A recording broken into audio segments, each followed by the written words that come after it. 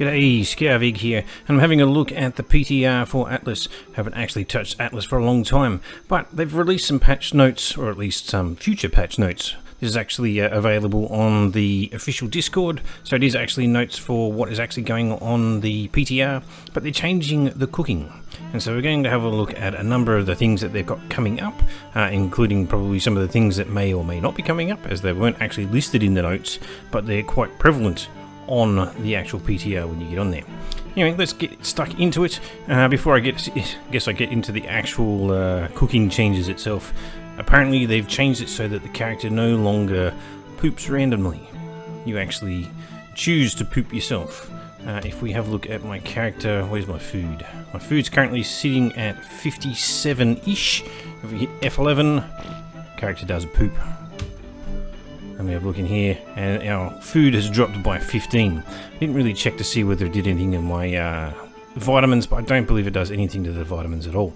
Mainly because the quality of life changes to the cooking are really around those vitamins and minerals that previously would just plummet like a rock and you'd have to manage them.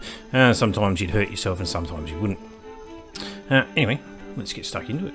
Okay, so with the changes to the vitamin levels, we're going to need ourselves a nice big stack of rotten meat. So they've actually changed the spoiled meat, whereas beforehand you would actually use it, you could kill yourself and you could reset your vitamin levels.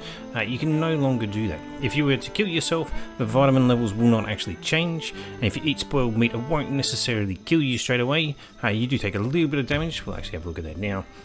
My health is at 100%, my vitamins are starting to get low. We consume one of them, took like 0.5 damage, 5 damage eventually he went to, so it's not huge. I mean, you could obviously spam eat that, and you can still kill yourself, but you won't actually die. I have one of the things now.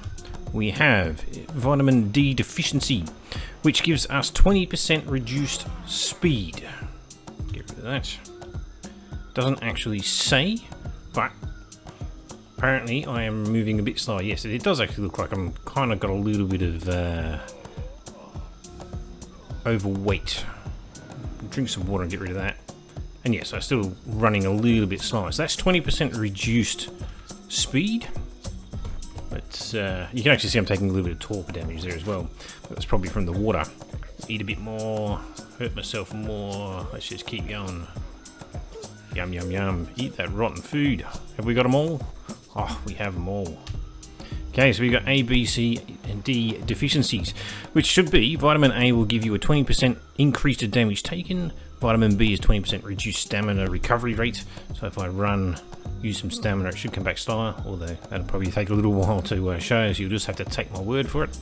The vitamin C is 30 reduced fortitude. You probably could actually see that. Current fortitude is minus 30. Yep, so that's coming through. Looks like there might be different levels of vitamin deficiency. So at the moment we've got a white symbol down the bottom there on the vitamin B. I'm assuming that's B anyway.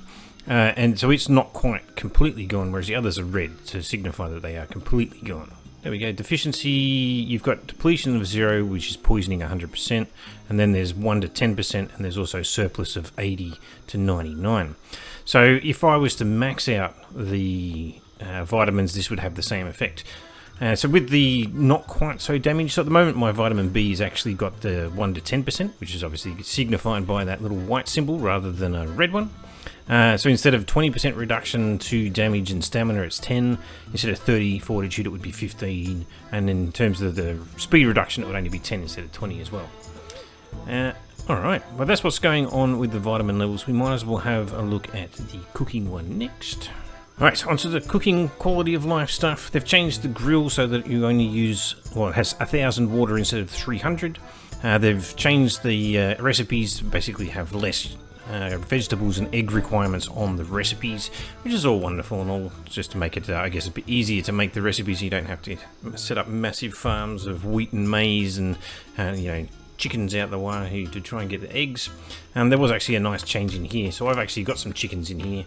There's currently 14 eggs, but I've only got 2 chickens. I cleaned it out earlier, but you can load a bunch of chickens into your tame barn, and I've got a male and female chicken in there. Probably don't need the male chicken. I was hoping to breed them, but it says breeding not allowed. And so I could probably take them out, start a little bit of a breeding program and chuck all the females in there, and you'll get your eggs basically forming in the inventory of the barn, and you get yourself a nice easy source of eggs that are not fertilized. Yeah, that was actually the last point from the notes looking at that. And with the cooking recipes themselves, apparently with the secondary vitamin, and I noticed this when I was playing last, it was quite a while ago, some of these recipes which have multiple vitamins, so you can actually see the B and the C here for the celery soup. The primary one, so the vitamin B would actually happen instantaneously. You'd get that one straight away, and then over time you would get a bit of your secondary vitamin here, which would be the vitamin C. And they're saying that the secondary vitamin will be applied faster than what it was previously. Lastly, we're looking at overeating. It's a good thing I'm really, really hurt. We'll go and find a bunch of food. Don't think I have any fish, so I'll probably just give myself some. Take a stack of meat, take a bunch of berries, take a whole bunch of coconuts, and now we got a whole bunch of fish. So let's balance things out and take it up the other way.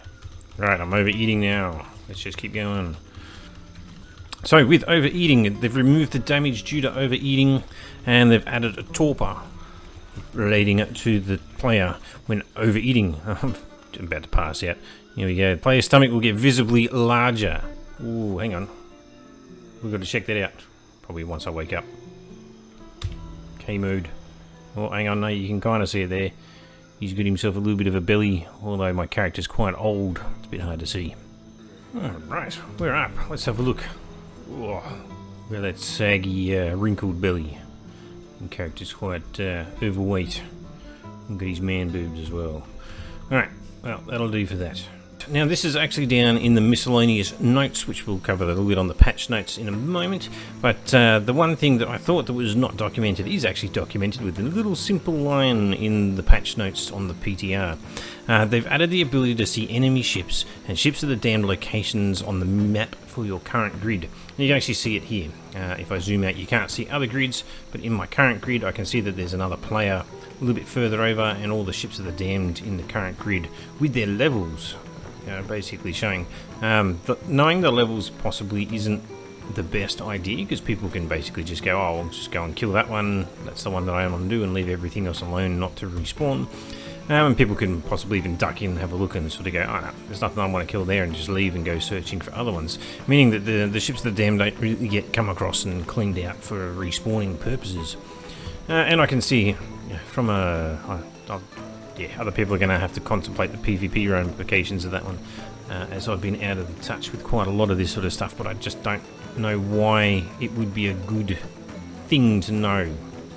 In a way, I can understand the ships of the damned, but again, yeah, get rid of the levels, just you know that they're there, but it kind of breaks any kind of immersion of just running across the ships of the damned, which, yeah. There may be a reason for that, I just don't know. Anyway, with the patch notes, there is a big long list of cosmetic stuff. So a lot of the things around textures, items being able to be placed, things about labeling, all the rest of that kind of stuff. There's a huge long list of changes relating to that. But other than this, they've enabled the fog of war. So previously your map would not have a fog of war. Apparently it is now being enabled, which might go something to do with these locations, but we don't know the real reason for it. Apparently they've added a no build zone inside the Power Stone caves, which really makes sense. I believe before maybe it had just like a faster cave, or you just couldn't build on Power Stone Islands, I don't know, but apparently they've added a no build zone inside the Power Stone caves. They've added a unicorn to the cosmetics. All the items for all the holidays have been added to the holiday vendor. Missing text. Bottling station has a 300 inventory instead of 70. Rodent stack to 10. Fertilizer stacks to 100. And that's pretty much the miscellaneous changes. The rain. As lovely as it is, should be running around to drop my stamina, get my character to recover. With the Xbox only stuff, apparently there is a little bit of stuff there. They fixed Xbox players crashing when viewing team information while teams are mating or gestating in the team structure. Do have a team structure. Look at the team house. I guess that's what they're talking about there. Oh, you stuck. Yeah. Not that I really want to do much with the team house just right now, given that I'm just testing things and mucking around with them all. They fixed an issue with the Xbox users lose controller and keyboard functionality on the main menu when switching controls in game. They fixed issues where a crash occurs for Xbox players when an unclaimed baby is in the team house. There's some very specific stuff. They fixed a crash that occurred when scrolling through the menus quickly. Anyway, that brings us to the end of the patch notes that are currently on the PTR. There is a wipe coming up on the 15th of March. They're planning on basically having the reduced number of servers again. Might as well go and look that up now. So they will have Cobra's Strike, which is a cross-play PvP map of a 9x9. Look at that Billy, he's still going strong. All quest content will be available. One open world, no regions or portals. All claim types. So we'll have the claimable islands, claimable lawless, and unclaimable lawless. PvE is actually going to be on a smaller map, crossplay still, 6x6 map, all quest content, one open world, no regions, no portals, and all claim types. And then we have a PvP server, Emerald Shores, which is Xbox only, 3x3. Quest content will be the Power Stones will not be available, so it is just a little 3x3 just for the Xbox players. It's an open world, no regions, no portals, and claimable islands and unclaimable lawless only, so no claimable lawless. So that's the little claim towers that you could put down previously. Alright, that really is the end. They got the usual little note saying that's early access, yada yada yada. I've kind of taken a massive step back from Atlas as I've been waiting for some of the bigger changes to come through. Like I've always been interested in seeing the modular ship overhaul that they talked about. They were going to change all that artwork, they were going to do all this wonderful stuff, and I haven't actually seen it yet. It's one that I've been really looking forward to. And with a lot of these, I guess, server size changes, I was interested in waiting till that had all sort of sorted itself out.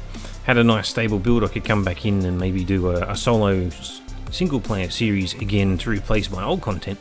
But yeah, we haven't quite got there yet.